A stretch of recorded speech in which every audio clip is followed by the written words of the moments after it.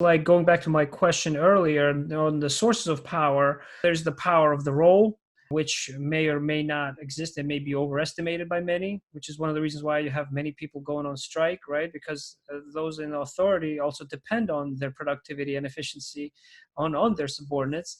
Then there's that power, the psychological power we talked a little bit about, right? That sports visualization. But then I think what I've learned from you from this discussion is that really the third source of power is the most important, that trade-off, where you consider the other person's point of view, their universe, and the BATNA. How do you use that third source of power? How do you use your BATNA, or best alternative to negotiated agreement? And you mentioned some of those, the creative thinking, the situational skills, the listening. How do you use them where the other person is not a trained negotiator, yet they're expecting a win or some outcome? Well, I think there's two things, and I'm going to pull that apart a little. I think your best alternative to negotiation agreement, it should be part of your preparation. You should know, if I don't achieve these things, it's not worth going forward. And I'll give you a personal example. I got laid off when Sears and Kmart merged back in 2004. And I looked for other roles in the Chicago area where I was based, and I got an offer from a name brand company, good salary, but sort of the bonus and the equity I might get over time was really less than what I had in mind and where I saw I could add value. And I negotiated for non-monetary benefits. I negotiated to get those kind of benefits included. And I was told it's kind of a take it or leave it deal, which told me a lot about the company and did not meet what I had set ahead of time for the results of that negotiation. So I had to take a risk. I didn't have another job. I did not have another job offer, and I had a family depending on me, but I walked because I said I can do better. Like, I knew I could do better. And then I ended up at Amazon. So I think knowing up front, when you say, in a situation, this is not fair, this does not make sense. But defining that up front allows you to say, this is the best I can do. And it can be a great negotiation tactic to say, I can't do anymore. And the other side has to decide if what you asked for is out of range that they're going to walk to. So you have to risk that they will walk to, but they may not. So I think there is but you have to know up front, because it requires, I think that's probably one of the hardest things about a good negotiator is good negotiators will walk. And you can see that you mentioned unions. Unions know when to strike, and good union organizers know when to accept a deal and not. So I think that is part of the art of negotiation, and the best time to do it is up front. And again, you may adjust it based on new information that you have. But if you're operating in the context where the other side is not a trained negotiator, that is fine. Then to me, I had that comment given to me, well, you're a professional negotiator. Yeah. Everyone has the same tools, right? They have the same tools. So I think what you want to do is then help the other side understand why it is that you're asking for things. So for example, I used to do strategic sourcing deals, very, very large deals for Sears. And we had a vendor that came in and we needed to come up with a very different arrangement. So we talked about what the two sides' objectives were and literally created something that had never been done before. And what was interesting to me is that vendors, basically the owner of that vendor, the CEO, would come to me. Now, I'm the other side's lawyer, which is very unorthodox, and said, I need you to explain to me why you are asking for these things so I can explain it to my lawyer, because I think what you're saying makes sense.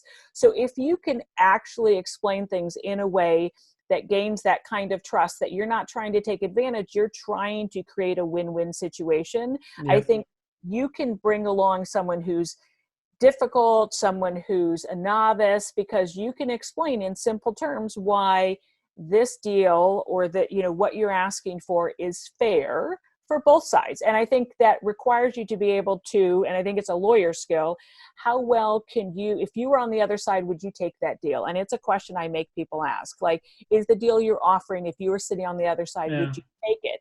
And if the answer is no, why would they take it? Right? Are you counting on them being dumb? I think that's one question that people just do not ask themselves, right? Because they always concern. No, it's a hard one. Right? Yeah. It's a hard one. And again, I do that in the context of the corporate world too, of saying like someone is very upset with their manager or management. Put yourself in their shoes. What other objectives are they trying to meet? Because often I can't treat one person one way on a team without having an impact on the team, to your sports analogy. So when I tell someone, if you're asking for, say, more vacation, what does that do to the rest of the team? And I would tell people as a manager, if you can articulate why what you ask is good for the entire team and good for the company, I will have a very hard time saying no. But it forces people to actually do that work, right? Because it's easy to ask, like, I need more money.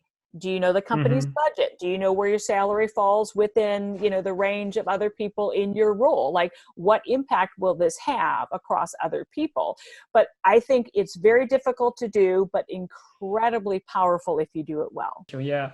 Thank you for that example in particular about Sears' transition to Amazon. I think it's commendable and takes a lot of courage. And I'm so glad that we have your time here in sharing that, because I think that's a very telling and illustrative moment about a person's character in a negotiation, and being able to be strong and knowing when to walk away. Well, I think when you stop negotiating, I think it's a really good one to always leave the door open, right? Like, we haven't reached the deal now. Let's connect again in 6 months. And I had another really hard negotiation when I came to Amazon with one of the cell phone carriers, and Amazon was small in the day, so it's hard to imagine, but it's back in 2005.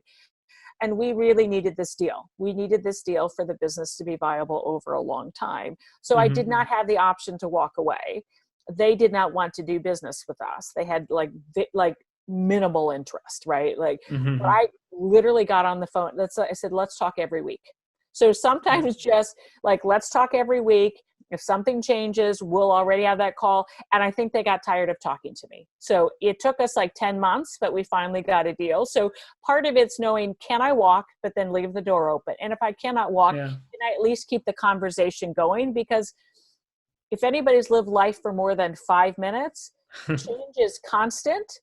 So you may not be able to get a deal today. Tomorrow may be a different story, or a week from now, or people change positions, the companies change priorities. So if you need that deal, just keeping the door open, and keeping the door open with a regular scheduled call, make sure that you can take advantage of, as that change creates opportunity, you're right there to sort of, make sure that you can move forward with it. But those would be the two things that I would add. There's a great book that I'm reading now by Scott Belsky called The Messy Middle, talking about all those moments, all that hard work and the persistence that success really requires, that nobody usually talks about. They most of the time talk about the end. And one of the chapters actually is titled "Leave Your Conversations with Energy." And that's what your comments there made me think of. And the way I've interpreted that, and I've translated that into my pharmaceutical industry when I meet with expert scientists and investigators,